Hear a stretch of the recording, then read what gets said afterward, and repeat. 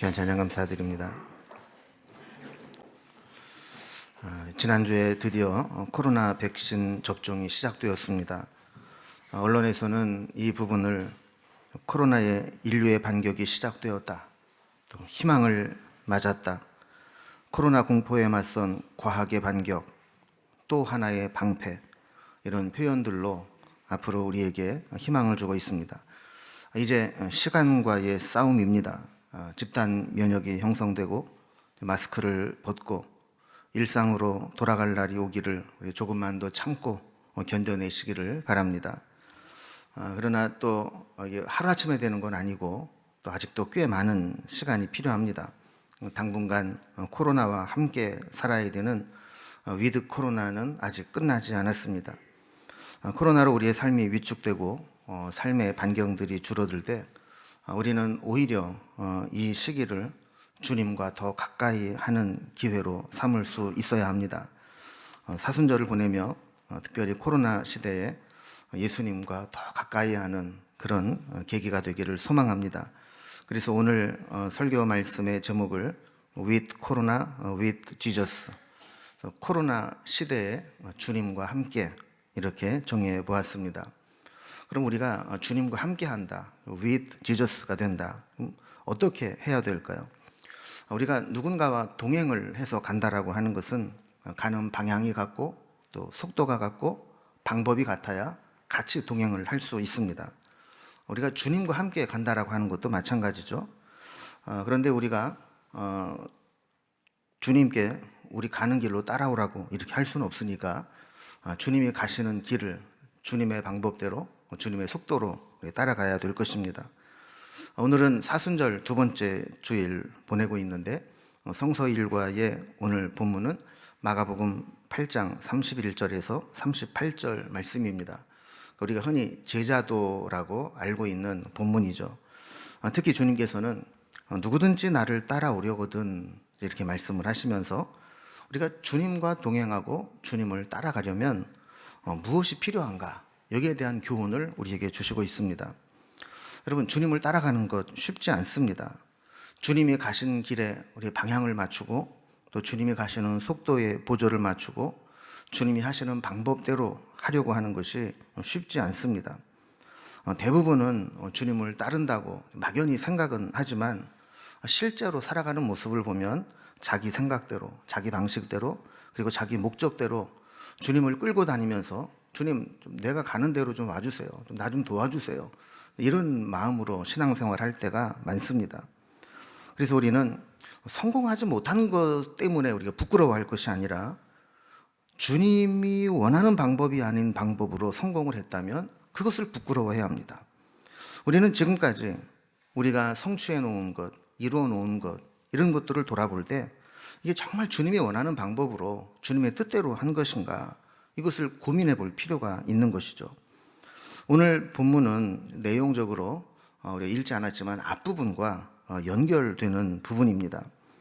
신앙 고백의 사건이 있었습니다. 예수님께서 제자들에게 너희는 나를 누구라 하느냐 질문하셨고 베드로가 주는 그리스도시니이다 라고 신앙적 고백을 하게 되었죠. 베드로는 이 신앙 고백 하나로 엄청난 칭찬을 받습니다. 오늘 본문과 병행 구절인 마태복음 16장에 보면 내가 복이 있도다.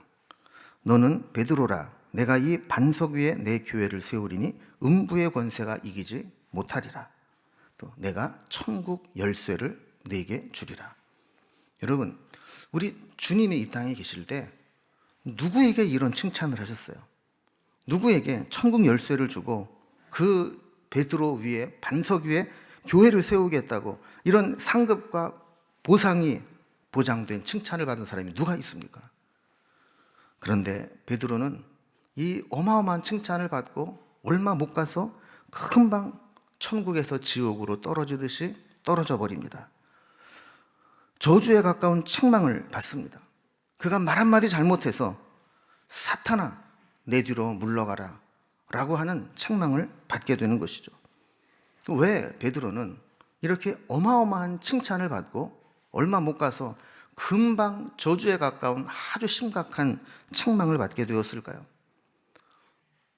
이 문제를 해결하려면 본문의 배경으로 조금 더 깊이 들어가 봐야 합니다. 예수님은 이 신앙 고백을 받으신 후에 제자들에게 많은 고난을 받을 것이고 버림받을 것이며 죽임을 당하고 살아나야 될 것이다. 이렇게 비로소 제자들에게 가르치셨다 그랬습니다. 여러분, 여기에서 이 비로소라는 말은 지금까지는 이 이야기를 한 번도 가르치지 않았지만 이제는 가르쳐도 너희가 이해할 수 있고 받아들일 수 있으니 이야기를 하겠다. 그리고 이제는 이것을 이야기할 때가 되었다라고 말씀하시는 겁니다. 예수님이 비로소 말씀하신 내용의 핵심은 많은 고난을 받고 죽게 될 것인데 그것으로 끝은 아니고 다시 살아날 것까지 포함된 말씀이었습니다. 그런데 제자들은 뒷부분은 생각을 못한 것 같아요. 그럼 요즘에 성대 졸업 사진 찍는 시즌이 모양입니다. 아마 졸업식을 못하니까 온라인으로 하고 이제 원하는 날짜에 와서 이제 사진을 찍는 모양이에요. 제가 점심을 먹고 산책을 이렇게 한 바퀴 하는데 뭐 몇몇 사람들이 모여서 이제 사진을 이렇게 찍더라고요. 근데 어떤 팀을 딱 보니까 요만한 손 팻말을 가지고 이렇게 들고 사진을 찍어요. 뭔가 하고 봤는데 그 쓰여진 글씨가 마음을 짠하게 했어요. 뭐라고 쓰여졌나 봤더니 졸업, 고생 끝, 지옥 시작 이렇게 써놨어요. 그럼 보통은 고생 끝 하면 그 다음에 뭐예요? 행복 시작 이렇게 나와야 되는데 이제 졸업생들이 생각할 때 학교 다닐 때에도 고생하고 이제 졸업하고 나도 뭐 취업도 잘 안 되고 삶이 더 팍팍하니까 이제는 고생 정도가 아니라 지옥이다 이렇게 여기고 이제 편말을 이제 적어놓고 사진을 이제 찍는 겁니다. 여러분, 사실 이제 졸업을 하게 되면 이제 더 많은 가능성들이 생기게 되고 앞으로 어떻게 될지 모르는 상황이지만 그런 학생들이 지금 당장 느끼는 것은 이제 지옥 같은 현실이 우리 앞에 있다 이렇게 여긴다는 것이죠. 그러니까 제자들도 마찬가지였습니다. 주님께서 우리에게 어떤 십자가의 고난을 말씀하셨지만 그 후에는 부활도 말씀하셨는데 이 제자들은 그거는 생각이 안 나고 그냥 십자가 죽음만 생각이 났던 것 같아요. 그래서 이 말씀을 들은 베드로가 돌발 행동을 합니다. 예수를 붙들고 항변했다 그럽니다. 여러분, 이건 어떤 면에서 보면 인간적으로는 당연한 반응입니다. 자기 스승이 죽겠다는데 그럼 한번 잘 죽어보세요. 제가 할 수 있는 거는 그냥 가능한 고통스럽지 않게 돌아가시면 좋겠네요. 여러분, 이렇게 말하는 제자가 누가 있겠어요? 스승이 만약에 내가 죽음의 길로 간다, 내가 죽음의 사지로 간다 그러면 안 됩니다. 이렇게 말하는 게 당연한 거 아니겠습니까? 여기에서 이 항변했다라는 말은 원어적 의미가 뭐냐면 자살하려는 사람이 있을 때 그걸 막 뜯어 말리면서 정신을 차리도록 훈계해서 어떻게 하든지 생각을 바꿔주려고 하는 그 의미가 바로 항변하다라는 말이에요. 베드로는 예수님의 말씀을 인간적으로 받아들였습니다. 예수님이 마음이 약해졌거나 한계를 느끼고 품은 뜻을 포기하려는 것이 아닌가 생각을 한 것이죠. 그래서 아마 베드로는 더 자세하게 말할 수 있었다면 아마 이런 뉘앙스로 이야기를 했을 거예요. 주님, 마음을 굳게 잡수십시오. 뭐 바리새인들, 서기관들 뭐 주님께 와서 트집 잡은 거 어제 오늘 일입니까? 또 뭐 죽이기로 작정했다고 해도 뭐 그렇게 되겠습니까? 그것 때문에 마음이 흔들리거나 약해지면 안 됩니다. 또 주님 곁에는 우리 12명 제자들이 있지 않습니까? 우리가 그 주님 바라보고 배도 버리고 그물도 버리고 이렇게 따라왔는데 우리는 그럼 어떡하란 말입니까? 우리도 생각하시고 그 생각을 좀 거두어 주옵소서. 아마 이렇게 말하고 싶었을 거예요. 그래서 베드로가 예수님께 항변했다 그럴 때 사용된 헬라어는 원어적으로 꾸짖는다라는 뜻입니다. 그래서 33절에 보면 예수께서 베드로를 꾸짖으셨을 때에 쓰셨던 단어와 똑같습니다. 한국말 번역에 차마 베드로가 예수님을 꾸짖었다 못하니까 항변했다. 그리고 예수님은 베드로를 꾸짖었다 그랬지만 사실 원어적으로는 똑같은 원어를 쓰고 있습니다. 재밌는 장면이 연출되는 것이죠. 베드로는 자신의 기대를 저버리는 스승을 꾸짖었고 스승이신 예수님은 하나님의 뜻을 가로막는 베드로를 꾸짖으신 것입니다. 그런데 이 예수님의 꾸짖으심은 아주 단호하고 지나치리만큼 혹독했습니다. 어떻게 꽂으셨어요? 사탄아, 내 뒤로 물러가라. 여러분, 우리가 책망을 받고 욕을 먹어도 되는 욕이 있고 절대로 들어서는 안 되는 말이 있는데, 여러분, 주님을 따르면서 사탄아, 이 이야기를 들어서야 되겠습니까? 사실 예수님이 사탄아, 내 뒤로 물러가라 하셨지만, 물론 베드로 보고 너는 사탄이야 이렇게 말씀하신 의미는 아닙니다. 이 말은 베드로가 하는 이 말 속에서 사탄의 유혹을 느낄 수 있는 말이라는 것을 의미하는 거예요. 마태복음 16장 23절에서 이 배경을 설명하시죠. 너는 나를 넘어지게 하는 자로다. 여러분, 사실 사랑하는 사람이 내 편에서 내가 정말 가기 싫은 길을 막아주면 그것처럼 강력한 유혹이 되는 것이 없습니다. 내가 순교하러 떠나거나 또 아주 생명의 위협이 있는 오지로 떠나려고 할 때 자식들이 말이죠, 바짓가랭이를 붙잡고 아빠 가지 말라고 막 매달리거나, 아내가 나를 죽이고 가라고, 나는 이제 어떡하라고, 혼자 영웅 되겠다고 가느냐고 이렇게 막아서면, 아유 그래 내가 가려고는 했는데 저 생떼 같은 가족들 떼어놓고는 못 가겠다, 이런 마음이 들지 않겠어요? 그러니까 예수님도 워낙 반대하고 대적하는 사람이 어쩔 수 없지만 제자들이 이렇게 딱 막아서 준다면 한번 고려해 볼 수 있는 그런 유혹을 느낄 수 있었겠다라는 거예요. 그래서 예수님은 제자들에게 이제 지금까지는 예수님 따라다니면서 병도 고치고 오병이기적으로 먹을 것도 해결되고 사람들도 막 몰려오고 이래서 예수를 따른다는 것이 자신에게 이익이 될 줄 몰랐지만, 이제 예루살렘으로 올라가게 되면 그 이익을 볼 수 있는 게 아무것도 없다는 거예요. 오히려 예수님과 가까이 했다는 것이 저들의 생명의 위협을 가져다 줄 수 있는 위험한 상황이 될 수 있다는 거예요. 그래서 제자들에게 말씀하시는 거예요. 지금까지 너희들이 어떤 마음으로 나를 따라왔는지 모르지만 지금부터 나와 동행하려면, 나와 같이 가려면 이 마음을 가져야 된다. 이거를 오늘 3가지로 제자들에게 말씀하고 계세요. 먼저 첫 번째, 주님을 따라오려면 어떻게 되는가? 생각을 지켜야 된다라고 말씀합니다.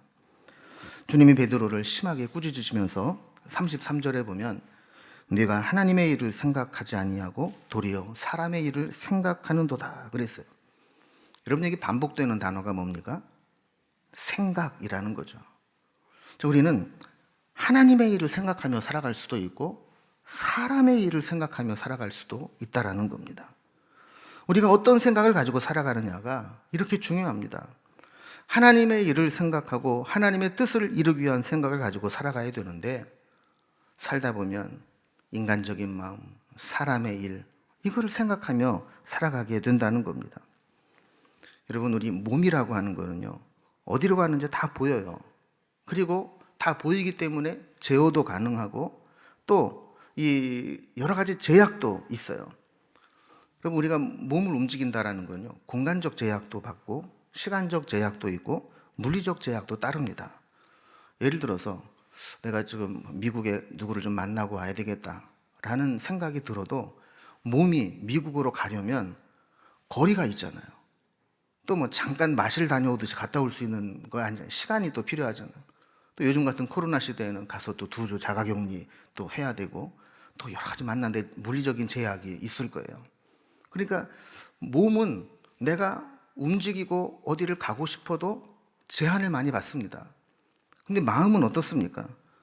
마음은 생각으로는 하룻밤 사이에도 만리장성을 10번이고 100번이고 헐었다 다시 지었다 할 수 있는 게 우리의 마음이고 생각입니다. 캐나다 퀸스 대학의 연구 결과에 따르면 사람은 하루 평균 6,200번 이상의 생각을 한다는 거예요. 잠자는 시간을 빼고 나면 1분당 6.5번의 생각의 전환이 일어난다는 겁니다. 우리는 의식하든 의식하지 않든 무엇인가를 보고 느끼고 생각하면서 하는 이 생각들이 수없이 스쳐가는데 1분에도 6.5번의 생각들이 막 바뀌면서 지나가게 된다라고 하는 것이죠. 우리는 영적으로 깨워서 우리의 마음을 살피지 않으면 나도 모르는 사이에 내 생각은 내가 제어할 수 없는 영역으로 가서 별의별 생각을 다 할 수 있기 때문에 우리의 생각이 사탄의 도구가 될 수 있다는 것을 경고하는 겁니다. 우리가 생각을 지키지 못하면 결국에는 우리의 몸과 우리의 삶도 내 생각이 가는 곳을 따라가게 돼 있어요. 언젠가는 생각을 따라가는 게 우리의 육신입니다. 그래서 나도 모르는 사이에 생각이 사람의 일을 생각하고 사탄의 도구가 되면 결국 우리도 사탄의 도구가 되고 사람을 위해 살아가는 존재가 될 수밖에 없다는 겁니다. 여러분, 이게 무서운 겁니다. 나는 열심히 한다고 했고 열심히 살아왔는데 그 열심히 산다는 것에 속아서 나도 모르는 사이에 사탄의 역할을 할 수 있다는 것이죠. 열심히 하는데 동기가 바르지 못하고 우리의 중심이 그리스도께 붙어 있지 못하고 우리의 방향성이 그리스도를 향하지 않는다면 그 열심이 도리어 사탄의 역할을 할 수 있다는 겁니다. 우리는 누군가가 아주 열심히 하는 모습을 보면 겉모습만 보고 야, 저 사람 믿음 좋아, 참 열심히 있어, 이렇게 긍정적으로 평가를 하지만 주님은 그 열심의 동기가 뭐냐를 살펴보시는 거예요. 너 뭐 때문에 열심히 하는데? 열심히 해서 네가 추구하고 원하는 게 뭔데? 이거를 보신다는 거죠. 여러분, 이 사건을 통해서 우리가 깨닫게 되는 것은 믿음이 없는 것도 문제지만 내가 믿고 싶은 대로 믿는 게 더 심각할 수 있다는 것을 보여주는 겁니다.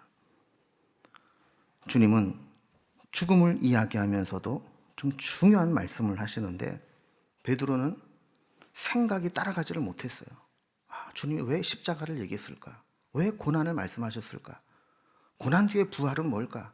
이거를 깊이 생각하고 하나님의 관점에서, 하나님의 입장에서 생각을 정리해야 되는데 그러지 못하고 생각을 지키지 못했다라는 겁니다. 여러분, 우리 생각대로 살면 하나님을 따르기가 어렵습니다. 여러분, 지금도 수많은 생각들이 우리의 머리를 스치고 지나갑니다. 그때 우리의 생각이 어디로 향하게 할지 그것을 제어하지 못하게 되면 우리는 하나님의 일을 한다고 하면서도 사람의 일을 하게 되고 하나님을 위한다고 하면서도 사탄의 도구의 역할을 할 수 있다는 겁니다. 두 번째, 주님을 따라가려면 자기를 부인해야 된다라고 말씀합니다. 우리 생각이 중요하다는 것을 살펴봤죠. 그러나 우리가 생각을 정리해도 생각한 대로 실천하지 못할 때가 많습니다. 그 이유는 내 속에는 내가 생각하는 나만 있는 게 아니라 나도 모르는 나가 또 있기 때문에 그렇습니다. 내 생각과 다르게 나를 끌고 가려고 하는 또 다른 나가 있다는 거예요. 그게 뭐냐 하면 엄청난 자기 사랑, 자기애. 여러분, 우리는 본능적으로 자기 중심적입니다. 이 자기 중심적 생각이 과도하게 나타나게 되면 자기 자신이 우상이 되는 거예요. 34절에 누구든지 나를 따라오려거든 자기를 부인하고 그랬어요. 여러분, 자기를 부인한다. 사실 우리말로는 너무너무 애매하고 팍 와닿지가 않아요.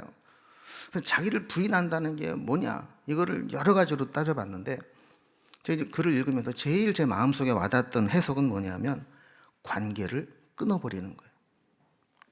자기를 부인한다라고 하는 것은 자기 중심성으로 가득한 자기 자신과의 관계를 내가 스스로 끊어버린다는 거예요. 여러분, 사실 우리가 신앙생활하면서 제일 어렵게 느껴지는 게 자기 부인입니다. 자기를 사랑하는 마음, 자기 중심적인 자기애, 이거를 끊어버리고 단절시키는 게 너무나 어렵습니다. 우리가 충성도 하고 헌신도 하고 희생도 할 수 있을 것 같은데 자기를 부인하고 자기를 죽이는 것은 어렵습니다. 여러분, 사람이 보통 독하지 않으면 뭔가 술이나 담배나 중독된 것을 끊는 게 어렵지 않습니까? 마찬가지로 사람이 보통 독하지 않으면 자기 자신과의 관계를 단절시키는 것이 쉽지 않습니다. 또 자기 부인은 한 번 하면 그냥 그것으로 끝나는 게 아니에요. 죽을 때까지 싸워야 되는 싸움입니다. 어떤 면으로 보면 신앙은 내 속에서 하나님의 뜻을 따르려는 나와 내가 하고 싶은 대로 하고 싶은 내가 싸우는 싸움의 전쟁입니다.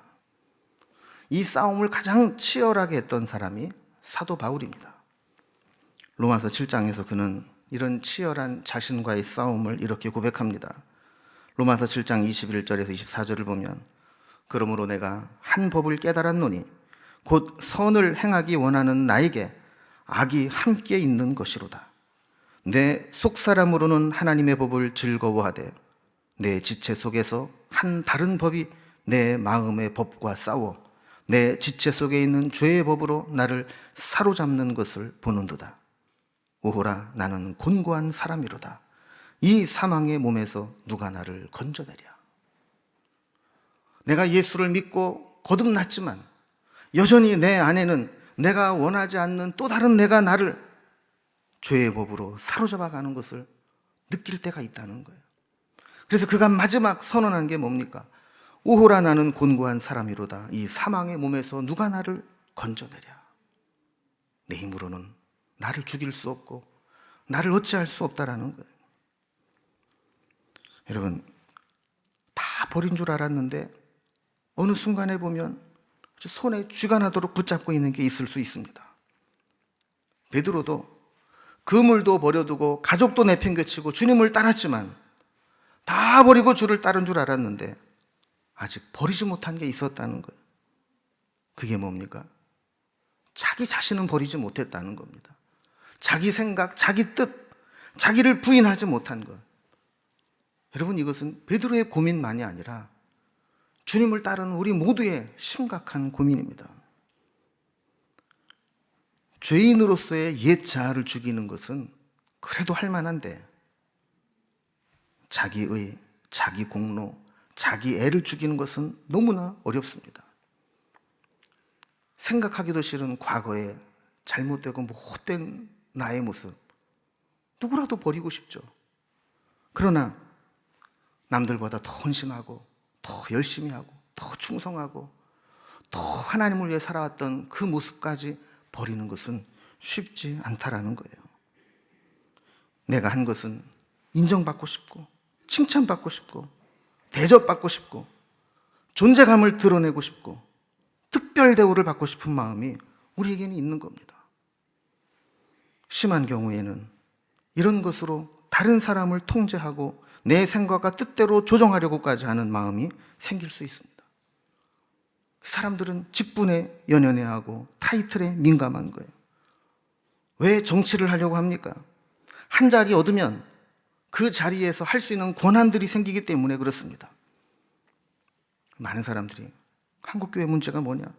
직분을 십자가로 생각하지 않고 권력으로 생각하기 때문에 그것이 교회를 병들게 만들고 있다는 거예요. 여러분, 이것까지 버릴 수 있습니까? 이것까지 죽일 수 있겠습니까? 바울이 이거를 죽이고 싶었던 거예요. 변화된 이후에, 주님 만나고 난 이후에 누구보다 열심히 복음을 위해 살았는데 어느 순간에 보면 자기 안에서 그걸 드러내고 싶고 인정받고 싶은 그 자기가 살아나는 것을 볼 때 그것을 죽이려고 그렇게 싸웠던 겁니다. 그러나 그의 결론이 뭐라고 그랬습니까? 오호라, 나는 곤고한 사람이로다. 안 되더라는 거예요. 그러다 그가 나중에 깨달은 게 있습니다. 내 힘으로는 안 되고 오직 성령의 능력으로만 내 속사람을 죽일 수 있다는 것을 깨닫게 됩니다. 그래서 로마서 8장 2절에 보면 그가 이것을 깨닫고 이렇게 선언합니다.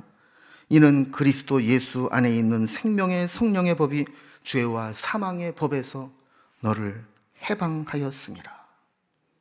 다른 것으로는 안 되고 생명의 성령의 법만이 죄와 사망의 법에서 해방시킬 수 있다는 것이죠. A.B. 심슨이라는 목사님은 이런 이야기를 했어요. 성령님은 우리를 그리스도의 무덤에 함께 장사 지내는 위대한 장의사이다. 우리는 우리 자신을 죽일 수 없어요. 그러나 성령님은 우리를 죽게 만들고 장례를 치러주시는 분이라는 거예요. 자기를 부인하고 옛 자아를 죽이는 것은 성령을 덧입을 때만 가능합니다. 성령의 충만함을 입을 때만 나를 죽이고 자기를 부인할 수 있습니다. 내가 나를 죽이지 못하기에 성령님이 나를 장사 지내 주어야 내가 죽는 자기 부인이 가능해진다는 겁니다. 세 번째, 주님을 따르려면 자기 십자가를 지고 주님을 따라야 된다라고 말씀합니다. 우리는 자기를 부인한다라고 했는데 자기 부인의 목적은 자기 중심성을 탈피해서 예수님 중심성으로 바꾸는 것입니다. 그런데 지금까지 나를 향해 왔던 자기 중심성을 버리고 방향을 바꾸어 예수님 중심성으로 간다는 게 쉬운 일도 아니고 저절로 되는 것도 아닙니다. 언제만 가능하냐? 자기가 죽을 때에만 자기 중심성에서 중력을 벗어나 예수님 중심성으로 바뀔 수 있는 겁니다. 자기를 죽이는 게 뭐냐? 결국은 자기 십자가를 지는 것뿐입니다. 우리는 십자가를 실제로 경험하지 못했기 때문에 십자가에 대해서 오해를 하며 살아갑니다. 어떤 분이 오늘 본문의 설교를 듣고 예배를 마치고 탁 나가시면서 이렇게 목 앞쪽에 있는 십자가 목걸이를 등 쪽으로 뒤로 다 이렇게 탁 넘기고 가더래요. 그래서 왜 그러냐 그랬더니 오늘 말씀에 은혜를 받았다고, 자기 십자가를 지고 그랬는데 이 십자가를 앞에다 달고 다니면 안 되게 있어서 등 뒤로 이렇게 미루고 갔다는 거예요. 여러분, 십자가는 이렇게 뭐 작고 예쁘고 우리의 마음에 안정을 주는 그런 액세서리가 아닙니다. 십자가는 관상용 상징물이 아니라 구체적인 삶의 방향을 가르치는 영적 화살표입니다. 십자가는 우리가 어떻게 살아야 할지 이정표가 되고 우리의 삶의 방향을 제시해주는 역할을 하는 겁니다. 우리가 지난 성지순례에서 은혜를 받았던 코스 중에 이 골고다로 가는 비아 돌로로사라는 고난의 길을 가면서 우리 모형 십자가를 이렇게 지고 몇 미터라도 좀 가본 코스가 있었습니다. 여러분, 그것의 의미를 생각하니까 은혜가 되긴 했지만, 여러분, 그거 해보면 그게 자기 십자가를 지고 가는 겁니까?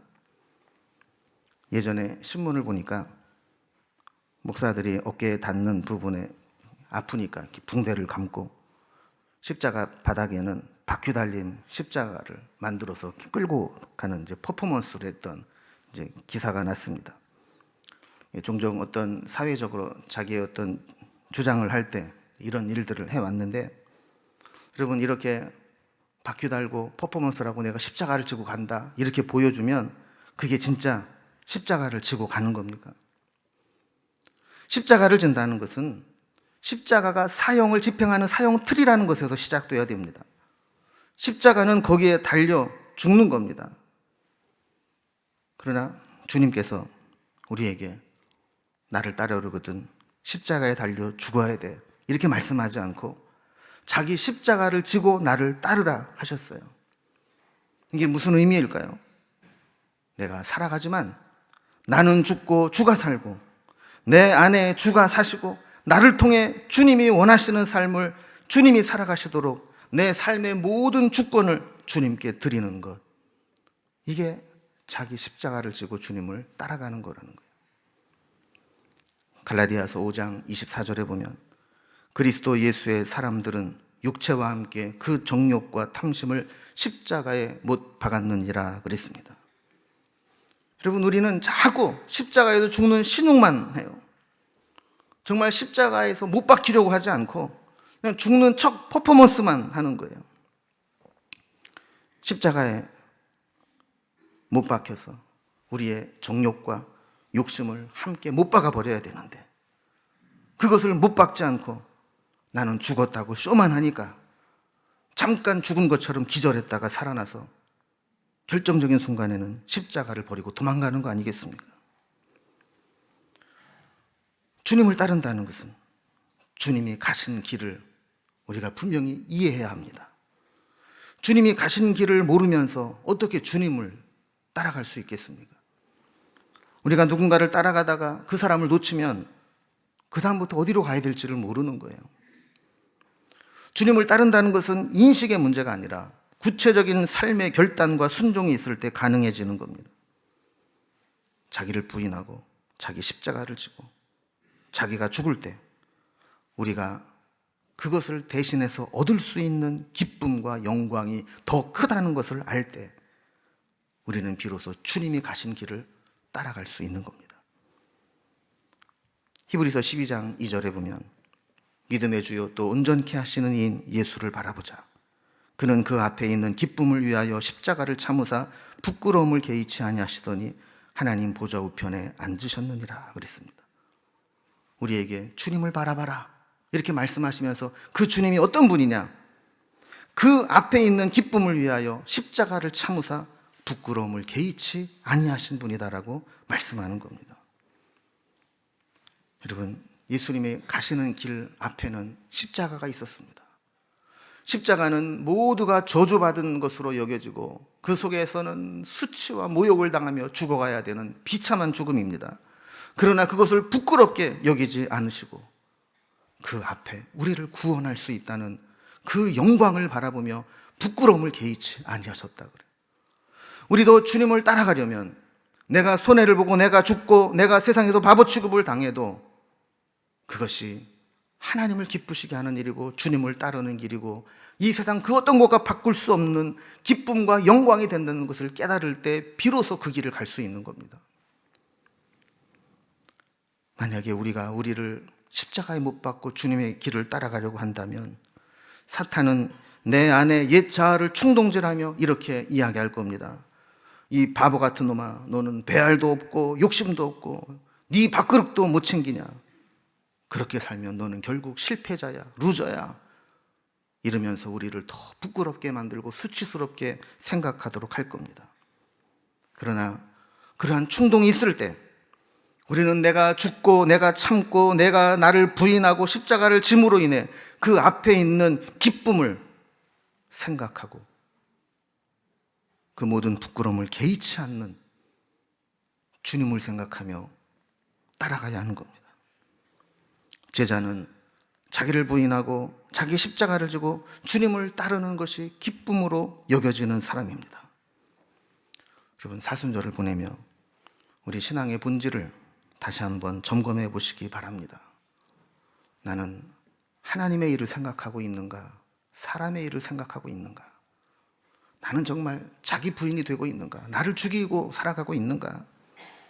아직도 포기하지 못한 내가 있지는 않은가? 내가 버리지 못해서 지금도 움켜쥐고 있는 것이 무엇인가? 내가 져야 될 내 십자가, 또 주님이 가신 길은 무엇인가? 이것을 한 주간 동안 더 고민하시면서 우리 주님 앞에 더 가까이 가는 우리 공동체가 될 수 있기를 주님의 이름으로 기원합니다. 기도하겠습니다.